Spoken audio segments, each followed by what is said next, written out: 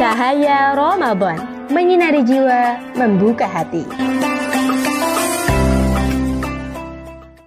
Assalamualaikum warahmatullahi wabarakatuh. Insan muda yang berbahagia, Cahaya Ramadan kali ini akan menyampaikan tema tentang Ramadan sebagai jalan takwa. Innal hamdalillah nahmaduhu wa nasta'inuhu wa na'udzu billahi min syururi anfusina wa min sayyiati a'malina may yahdihillahu fala mudhillalah wa may yudhlil fala hadiyalah. Asyhadu an la ilaha illallah wahdahu la syarikalah wa asyhadu anna Muhammadan 'abduhu wa rasuluh la nabiyya ba'dah. Puji dan syukur mari kita panjatkan kehadirat Allah Subhanahu wa taala. Hingga saat ini kita masih diberi kesempatan untuk bertaubat, memohon ampun atas segala khilaf. Kita juga selayaknya bersyukur atas segala nikmat karunia yang telah Allah berikan. Hingga saat ini masih dapat melakukan berbagai ketaatan dan kebaikan serta menebarkan kemanfaatan bagi semesta umat. Shalawat bertangkai salam semoga terlimpah curah kepada Nabiullah Muhammad sallallahu alaihi wasallam yang kita nantikan syafaatnya di yaumil hisab. Amin ya rabbal alamin.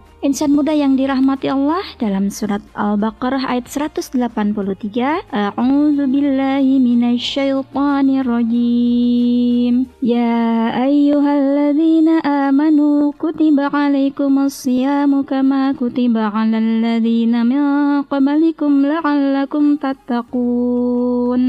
Artinya, wahai orang-orang yang beriman, diwajibkan atas kamu berpuasa sebagaimana diwajibkan atas orang-orang sebelum kamu agar kamu bertakwa. Maka takwa ini merupakan sebuah derajat yang sangat diharapkan oleh setiap insan beriman. Allah Subhanahu wa taala memberikan jaminan surga bagi yang berhasil meraihnya. Sebagaimana dalam Quran surat Ali Imran ayat 133, A'udzu billahi minasyaitonir rajim. Wasari'u ila maghfiratin min rabbikum wa jannatin 'arduhas samawati wal ardh u'iddat lil muttaqin. Artinya, dan bersegeralah, berlomba-lombalah kamu mencari ampunan dari Tuhanmu dan mendapatkan surga yang luasnya seluas langit dan bumi yang disediakan bagi orang-orang yang bertakwa. Insan muda yang dirahmati Allah, pada kesempatan kali ini kita tidak akan membahas tentang takwa ya, tetapi kita akan mencoba membahas tentang jalan menuju takwa. Nah, dengan pendekatan sofistik ya, seorang tokoh karismatik, beliau adalah Buya Hamka. Dalam bukunya Tasawuf Modern menyampaikan bahwa ada sebuah konsep yang ia merupakan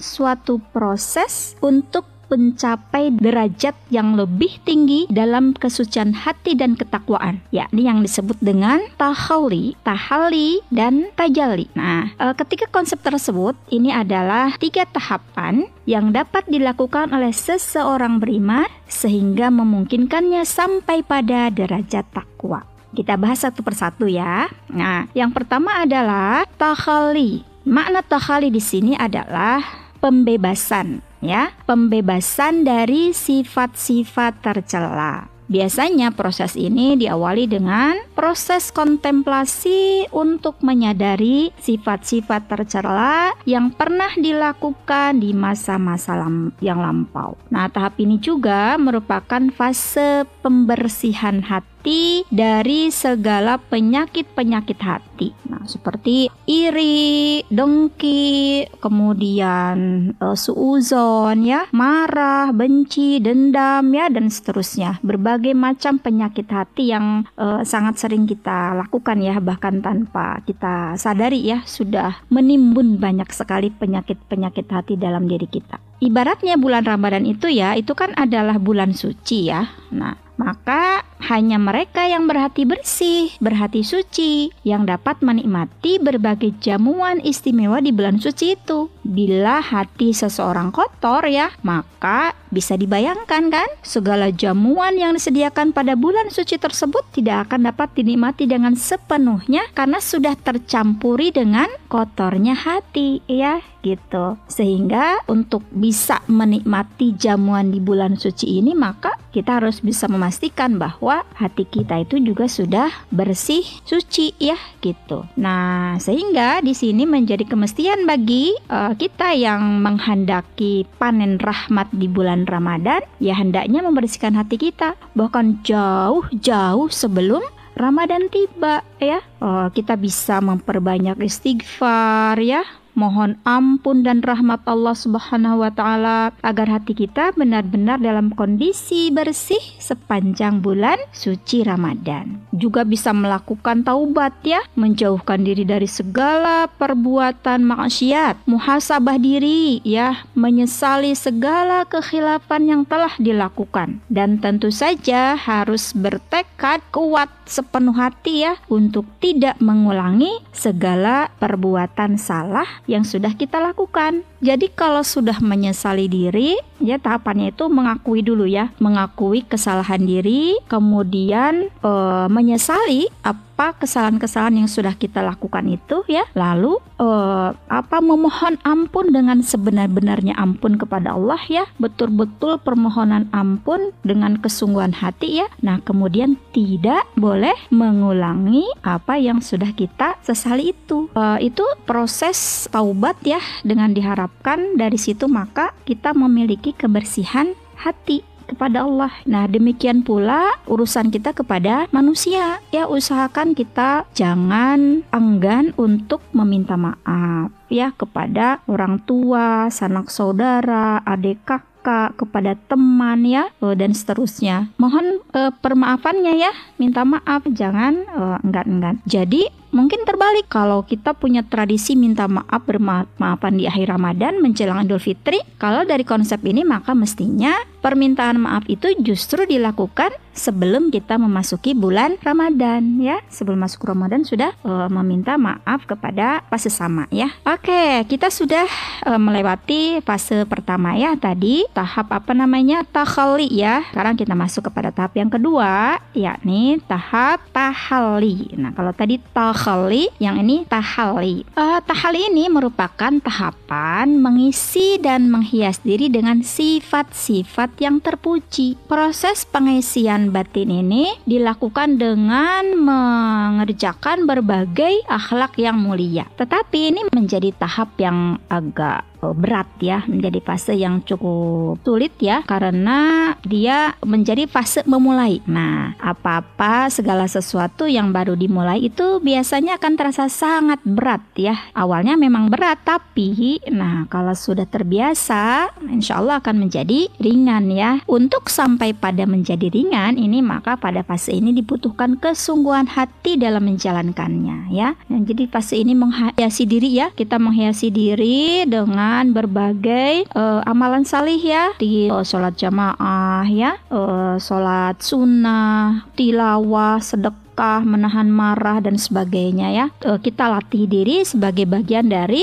proses menghiasi diri ya, menghiasi diri, menata diri dengan berbagai sikap dan perilaku yang terpuji. Nah, di sini saatnya kita berlatih sabar ya, karena kalau mau mengerjakan sholat sunnah misalnya, itu harus pakai sabar. Bahkan segala sesuatu yang baik itu harus dilakukan dengan sabar ya. Mau makan saja ya yang mubah gitu, hukumnya itu harus pakai sabar gitu. Bayangkan kalau nggak pakai sabar ya, kan harus masak dulu. Kalau nggak pakai masak ya harus beli dulu ya, dan seterusnya. Itu semuanya membutuhkan kesabaran ya. Kita juga bisa melatih berbagai sikap yang terpuji lainnya ya. Ada banyak sekali akhlak-akhlak mulia yang bisa kita latih di tahap ini ya. Di apalagi qanaah misalnya ya, menerima segala ketentuan Allah apa adanya ya. Kemudian berlatih membangun sikap yang syaja'ah. Nah, syaja'ah itu berani ya, pemberani ya, tapi berani dalam hal kebaikan ya. Berani mengatakan iya untuk yang benar ya, berani mengatakan tidak untuk yang salah. Berbagai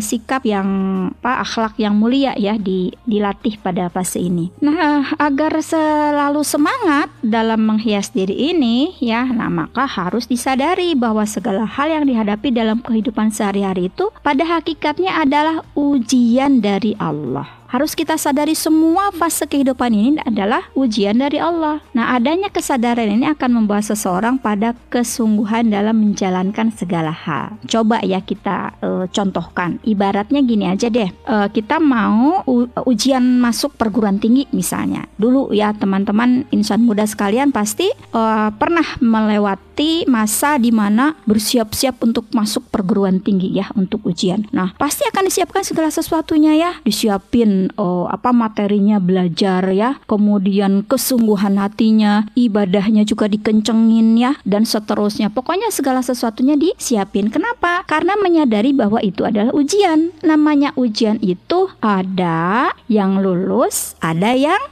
tidak lulus, gagal ya gitu. Ada yang lulus, ada yang nggak lulus, maka harus disiapin gitu. Nah, tentu saja nanti akan sangat bahagia ketika lulus dan akan sangat sedih ketika gagal. Nah, Anda bayangkan kalau kita sholat ya, sholat ini adalah ujian, maka sholat kita ini diterima atau enggak sama Allah. Nah, itu kan ujiannya ya. Sehingga di situ kita akan sangat sungguh-sungguh dalam melewati setiap ujian yang kita lakukan ya, apapun bentuk dari ujian itu. Oke, masih ada satu tahap lagi ya insan muda sekalian. Satu lagi adalah tahap tajalli ya. Tahap tajalli ini adalah tahap penghayatan rasa keallahan atau pencerahan hati. Nah, pada fase ini amal salih sudah biasa dan sudah menjadi kebutuhan jiwa. Jadi idealnya seseorang itu masuk pada bulan Ramadan justru sudah berada pada fase tajalli ini gitu. Idealnya begitu. Jadi ketika masuk ke bulan Ramadan itu sudah menjadi bulan menuai kenikmatan. Ibadah yang dilakukan itu semata-mata hanya karena dan untuk Allah saja. Bulan Ramadan terasa menjadi bulan yang penuh rahmat dan maghfirah Allah Subhanahu wa taala. Karena memang akan sangat merugi ya seseorang yang berada di bulan Ramadan akan tetapi tidak memperoleh rahmat dan ampunan dari Allah Subhanahu wa taala. Semoga kita dihindarkan dari hal itu ya. Nah, insan muda sekalian, ibaratnya gini ya, bulan Ramadan itu adalah bulan sale ya. Segala hal kebaikan dilipat gandakan pahalanya. Jadi kalau kita suka cari-cari yang obral-obralan gitu ya, nah maka ayo kita berburu sebanyak-banyaknya obral pahala di bulan Ramadan ini. Siapin tuh sebanyak-banyaknya amal salih yang akan menjadi koin untuk berburu di Ramadan sale ya. Oke, insan muda yang berbahagia, kita masuk pada tahap akhir ya. Nah, jadi ketika seseorang sudah dapat merasakan manisnya ibadah, nikmatnya ketaatan kepada Allah Subhanahu wa taala, itu akan dirasakan oleh mereka yang sudah bisa masuk kepada tahap ketiga ya, tahap tajalli. Kalau sudah merasakan itu maka insya Allah ketakwaan sudah ada pada genggamannya. Wallahu a'lam bishawab. Saya Nur Kamilah menyampaikan terima kasih atas segala perhatian. Mohon maaf atas segala kekurangan. Semoga bermanfaat dan sampai jumpa di Cahaya Ramadan berikutnya. Wassalamualaikum warahmatullahi wabarakatuh.